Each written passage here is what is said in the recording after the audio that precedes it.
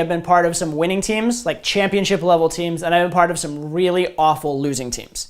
And there's a huge difference between the two. Obviously, there's a talent difference, an athleticism difference, but the biggest difference that I've noticed is one of psychology. In fact, I would go so far as to say that I could watch a team before and after their practices, before and after their games, or I could watch the sideline only during a game, and just from that, I could tell you whether it's a winning or losing team without even knowing what's going on the field, without ever actually seeing, a soccer player kick a ball or a basketball player take a shot. Right? Because most of winning in the long term comes down to psychology, process, preparation, attitude, that sort of stuff, more so than technique and athleticism, because technique and athleticism are an outgrowth of all of that. So what I want to do right now is I want to outline the characteristics of what is a successful team, what is an unsuccessful team, and where that distinction lies. All right? And the biggest thing, actually I'll start with a quote I heard. There's a guy named Percy Cerruti. He was a running coach. And he coached world champions in many different distances over years and years and years. And he said that when someone came to his training camp, he could tell the first hour whether that person was going to be a world champion. And here's how. If the guy came and he was worried about like the conditions of the running surface or what shoes he was going to get or like, what the condition of the mess hall was, that kind of stuff, those guys, or how popular he was and getting to know everybody in the training camp, those type of guys never really made it. The guy who made it, the guy who was a champion, was the guy who came in, didn't care what bunk he got, set his stuff down, walked right up to the coach and said, when do we start training, right? When do we start training? Because they're there for the training itself. They're there for the process. They're there for the pain. They're there for the suffering. Similar experience I had when I was running track in high school. There's this one guy, he was like the standout athlete on the team. He'd score more points than everybody, every meet. Everybody thought he was this gifted natural athlete, which he was. But there's one moment interacting with him that really stood out for me. We were doing a particularly egregious wind sprint exercise, like the type that like every muscle aches, you feel like you're going to puke constantly. It's just like pure torture and pain. And at the time, this guy was like a junior, I think. And one of the younger kids that was really suffering from this was like, man, how many of these do we have to do? The guy looked him straight in the face and said, you can quit now. Feel totally free to be mediocre. That's up to you, right? It wasn't like, he basically said, you don't have to do this. You don't have to do this.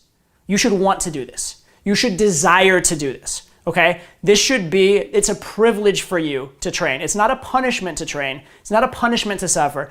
It's a privilege. It's what you look forward to. Fast forward to college. I was on a college soccer team that was national championship caliber. And then I transferred and I was on another one that was like hoping to break even. On the national championship caliber team, there was this great thing established. There was actually a culture around the team. Okay, practice started at a certain time, but every single player on the team showed up 45 to 30 minutes early for practice and did a specific array of drills that the coach had given us. And they showed up on their own dime. They weren't required to be there. Everybody showed up. Everybody did the drill. And the reason was they wanted to play. And the coach wasn't watching. The coach didn't know who trained or didn't, but they knew if they didn't perform, if they didn't show up, they wouldn't get to play. Right? And so every single person showed up. And the coach's phrase for it, which was what I really want to refer to here, he said, it's not demanded of you, it's commanded of you. Meaning the situation commands it. I'm not demanding anything, but it's commanded by circumstance that if you want to play, if you want to stand out, you'd better step up, right? And the other thing that I really liked on this coach that he did was right after the tryouts, right after we made the team, he set us all down and he basically said, look around you. Everybody here is good players. Congratulate yourself. Now I'm going to tell you right now, the person that's going to play is not the best player. You're all good players, right? Everyone here could play. But who's going to play is the person who's going to contribute the most to the team and make us win. That's it. So it's not about being good. It's about being effective. All right? It's not about looking good. It's about deciding to win and doing what's necessary to make that happen. All right? So what he's putting out here is this philosophy of no excuses. All right? We're about results here. We're about fucking results. Okay? Now let me talk a little bit about some of the teams I was on that didn't do so well. I was on a soccer team in like middle school that was just terrible. We're in a low division and lost almost every single game. It was really, really a harrowing experience. And being at these practices was even worse for me because I would go to the practice and I wanted to play soccer. I wanted to get better. I wanted to fucking push myself.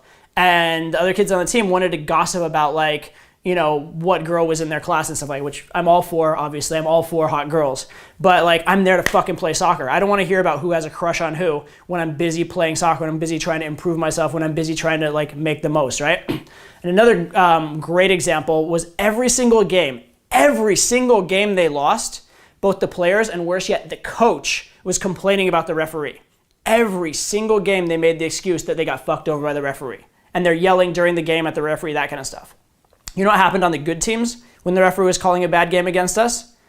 At the side of the field, we'd decide, like, okay, we better play extra good today. We can't let him take this from us. That motherfucking referee, we're gonna make sure that there's no chance he can ruin it for us. Instead of being like, oh fuck, the referee's against us, we may as well give in. We may as well complain about it. And that's another thing. Every single team I've ever been on that's complains, made excuses, always lost. Another one that I had in terms of with this team and with other losing teams that I've been on, these are all youth teams, right? So there's always the players and then there's the parents. Anytime the parents are complaining to the coach about playing time, the team was a losing team, 100%. Okay, because anytime that they're saying, my kid should be playing or it should be equal, what they're doing is the opposite of what my college coach did, right? They're demanding playing time instead of making sure that their performances command it of the coach to play them, all right? You don't demand out of entitlement. You don't say like, I deserve fair treatment. What you do is you stand out to the point that nobody can possibly overlook it. Okay, if you want to get playing time, what do? You don't go to the coach and say, coach, give me playing time. What you do is you stunt on everybody in practice. And you come a half hour early, you stay a half hour late, you hit the weight room, you ask the coach for extra training, you ask him what he wants you to work on. You don't say, coach, give me more playing time. You say, coach, I want to be better. Tell me what to work on in my extra hours. Okay? You don't demand it, you command it. Same thing in business. If you want raises, yeah, asking for it's big. Asking for the order in any area is big. But you know what you should do before you ask and what you can do that's even more important than asking? Take on more responsibilities. Do a better job of your job. Don't ask, how can I get paid more? Ask, how can I do more? How can I contribute more? And what you do is you make yourself indispensable. You create a situation where within the team can't function without you because you're doing so many positive, amazing things that they can't even imagine who would possibly replace you. They think to themselves, oh my God, if we had to replace him, we'd have to get 5 people to replace this one guy. Damn it, I better give him a raise. They should be scared. They should be scared of losing you. Not like you shouldn't be going there hoping you get a raise, okay? Again, it's not about demanding, it's about commanding. That's it, all right? You need to think of everything in life as an exchange of value. Okay, it's an exchange of value. Don't try and con and trick your way to success. Don't try and set up you have a bad deal with someone and expect them to just live with it. Instead, make sure you're providing so much value that you are fucking indispensable. Okay, that's how you operate, right? If you're providing value, you can be a dick and get away with it. If you're providing value, you can be abrasive and get away with it. If you're providing value overall, you can get away with a lot of mistakes because your overall package is so good. If you're just trying to manipulate perception, or a lot of people, they go to work and they're basically just trying to look busy and they don't achieve anything, they might achieve not getting fired, but those people are never getting promoted. They're stuck in fucking dead-end jobs for the rest of their lives, all right? It's about stepping up, it's about commanding it, and it's a decision. It's the same decision that guy was making on the track when he said, look, you can stop right now. You're perfectly free to be mediocre. You're perfectly free to be mediocre. Feel free. If you want to be mediocre, go do it. Just don't fucking complain to me because you did it to yourself, okay? If you want to step up, make that decision and find a way. And again, it's not about asking for permission or asking for a favor. It's about doing the right thing to make anyone who doesn't give it to you retarded. And you know what? Say in the work context, if you do that work to make yourself indispensable, make yourself the absolute best, and your boss doesn't give you a raise, you know what you do? You go to a competing company and you outclass them there, all right? Because if you truly are offering value, there will be a market for you. In an athletic context, if you truly are stepping up in practice, you will get your game time. You shouldn't go to the coach and ask for game time. You might ask him how to get better. You might step up and do more practice. You shouldn't be asking for game time. Again, you're commanding it. Don't demand it, command it, okay? Finally, the big thing is embracing the suffering, which is sort of like demand and command, right? Because if you're commanding it and you realize the beauty in what you're doing, you will embrace your suffering, right? If you're going to the gym and you know it's the right thing, you should be enjoying the gym, right? You should come out of there and when your muscles hurt, you should feel good about them. Like, oh, god damn, I gotta go work out today, yeah, right? You should be happy about that. Not, oh God, I hurt so much, this is so bad. No, I'm growing right now. I'm improving as a person. All right, I'll tell you the absolute most formative sports experience I ever had in my entire life. I, for a really long time, wanted to be a professional soccer player. Is my, actually the only thing that kept me from pursuing that, like to this day, was I got an opportunity with RSD, and I did that because I thought it was an even better opportunity. But for most of my life, I wanted to be a professional soccer player. So I went to this academy in Bolivia. It's called Tawichi Soccer Academy. And it basically, it is a breeding ground for future professional soccer players. And they're fucking harsh, okay? They are harsh. Example, one of the drills they make you do, they're huge on fitness. So you run 3 miles on soft sand where your feet sink in and every step aches out to the top of a sand dune.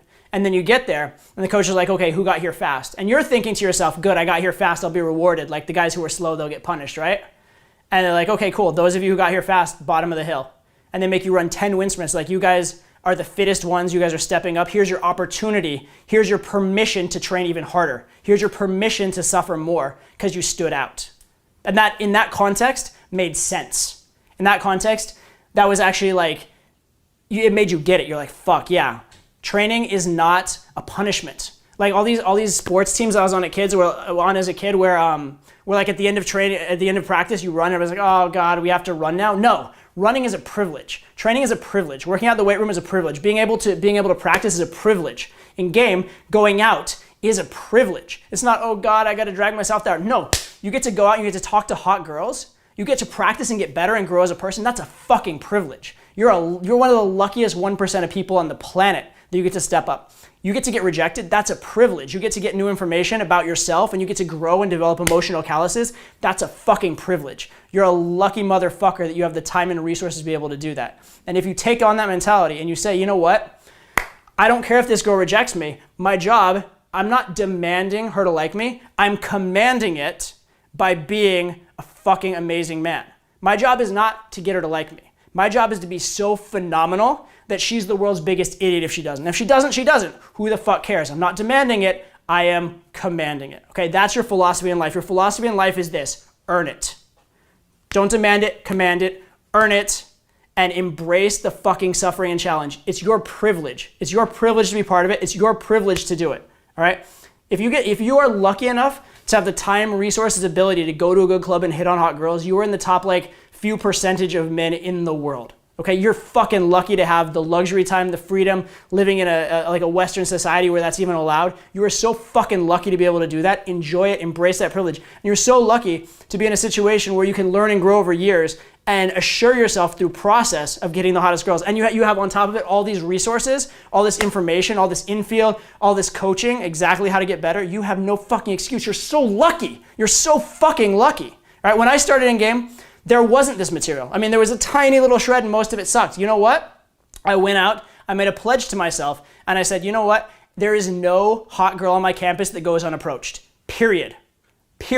And I stuck to that, so much so that after 2 years, I talked to every hot girl at my school, and I transferred schools to another school to get more girls. Okay, I made that commitment. I had fewer resources than you had. I had less opportunity. I was coming from a pretty bad place in a lot of ways. But you know what I did? I said, you know what? I'm not making an excuse. I'm not demanding that it work out for me. I'm not trying to hope and pray that she likes me. No, I'm commanding it. I'm saying what one man can do, another can do. I believe in myself. I'm going to step up and I figure this fucking thing out and I'm going to make it happen. All right? Don't demand it, command it.